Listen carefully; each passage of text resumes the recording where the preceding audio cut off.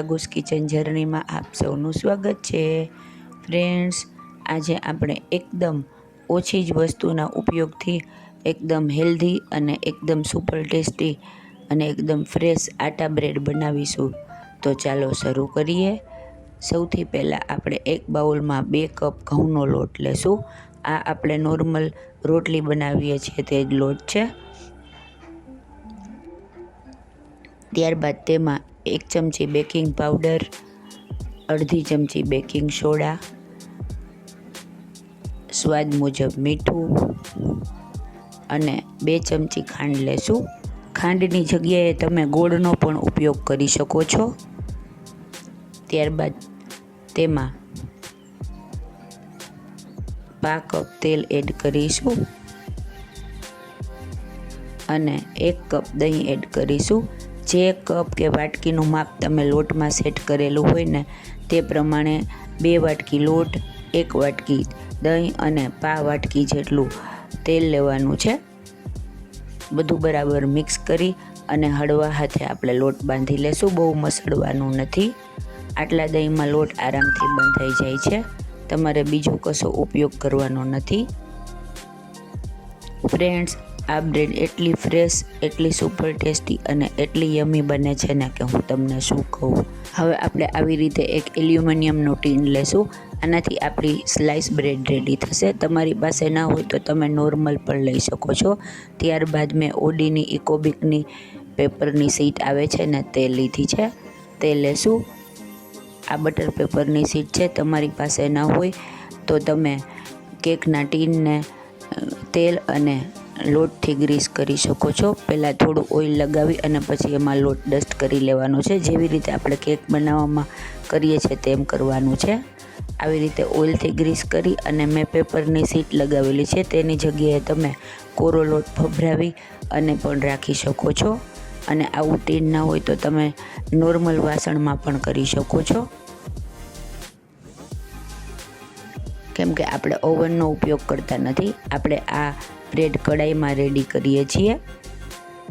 આવી રીતે આપણે બ્રેડનું ટીન રેડી કરી લેવાનું છે। ત્યારબાદ તેમાં લોટ આવી રીતે રાખી દેવાનો છે। આવી રીતે લંબચોરસ શેપ આપી અને તેને રાખી દેવાનો। ત્યારબાદ દૂધમાં સેજ આપણે બ્રશ ડીપ કરી અને તેને આવી રીતે મિલ્ક વોશ આપી દેવાનો છે। આનાથી આપણું ઉપરનું પડ એકદમ ક્રિસ્પી બનશે। હવે ત્યારબાદ મેં થોડા અળસીના દાણા આવી રીતે ભભરાવેલા છે અને થોડા સફેદ તલ આવી રીતે ઉપર સ્પ્રિંકલ કરેલા છે। તમારી પાસે અળસીના હોય તો તમે કાળા તલ પણ લઈ શકો છો અથવા એકલા સફેદ તલ પણ લઈ શકો છો। હવે એક કડાઈ લેશું અને તેને ધીમા ગેસે પહેલાં 5-10 મિનિટ સુધી ગરમ કરી લેશું। ત્યારબાદ આપણે બ્રેડનું ટીન એની અંદર રાખી અને ઢાંકી અને એકદમ ધીમા ગેસે 40 મિનિટ સુધી ચડવા દેશું। જો 20 મિનિટ પછી આપણી બ્રેડ રાઈઝ થવા માંડી છે। કેવી સરસ અત્યારથી જ દેખાઈ રહી છે ને। હવે 40 મિનિટ પછી આપણે જોઈ લેશું। એકદમ સરસ ઉપર બ્રાઉન કલર થઈ ગયો છે અને ક્રેક પણ આવી ગયા છે ને એકદમ જોરદાર। હવે આપણે તેને ચેક કરી લેશું। જો આપણી છરી એકદમ ક્લીન બહાર નીકળી આવી છે। આપણી બ્રેડ રેડી થઈ ગઈ છે। હવે આપણે એને એકદમ ઠંડી થવા દેશું। હાથેથી અડી શકાય એટલી ઠંડી થાય ત્યાં સુધી તેને એમનેમ ટીનમાં જ રાખીશું। ત્યારબાદ આપણે તેને અનમોલ્ડ કરીશું। એકદમ ઇઝીલી અનમોલ્ડ થઈ અને એકદમ સરસ ક્રિસ્પી, બહારથી ક્રિસ્પી અને અંદરથી સોફ્ટ એવી આપણી બ્રેડ રેડી છે। જોતાં જ મોંમાં પાણી આવી જાય એવી આપણી સુપર ટેસ્ટી અને સુપર હેલ્ધી આટા બ્રેડ રેડી છે ને એકદમ જોરદાર, ખાવામાં પણ એટલી ટેસ્ટી છે। હવે આપણે તેને સ્લાઇસીસમાં કટ કરી લેશું। આવી રીતે આપણે ધીમે ધીમે તેને કટ કરી લેવાની છે।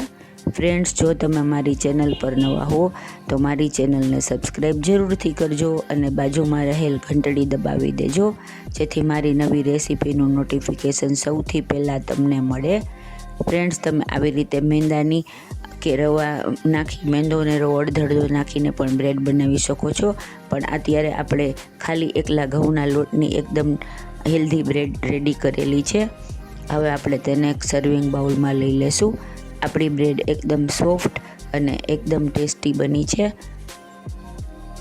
જુઓ, લુકમાં કેટલી સરસ લાગી રહી છે, ખાવામાં પણ એટલી જ જોરદાર છે, એકદમ ફ્રેશ. અને જ્યારે મન થાય ત્યારે તમે તાત્કાલિક ઘરે જ બનાવી શકો તેવી આપણી બ્રેડ રેડી છે. આમાં આપણે ઈસ્ટ, ઈનો કે એવો કશો ઉપયોગ કરતા નથી.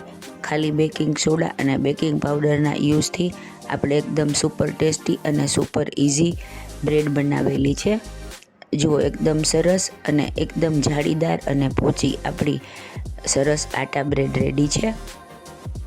ફ્રેન્ડ્સ, આ એકદમ સુપર યમી અને સુપર હેલ્ધી બ્રેડને તમે જામ, બટર કે મેયોનીઝ કાંઈ પણ વસ્તુ સાથે તેની ઉપર સ્પ્રેડ કરી અને ખાઈ શકો છો. તે ખૂબ જ સરસ લાગે છે અને એકદમ હેલ્ધી હોવાથી તમે નાના બાળકોને પણ આપી શકો છો. છે ને એકદમ જોરદાર, ખાવામાં એકદમ ટેસ્ટી અને લુકમાં એવી યમી એવી આપણી આટા બ્રેડ રેડી છે. ફ્રેન્ડ્સ, જો તમને મારી રેસીપી પસંદ આવી હોય તો તેને લાઇક, શેર અને સબસ્ક્રાઈબ જરૂરથી કરજો. ધન્યવાદ.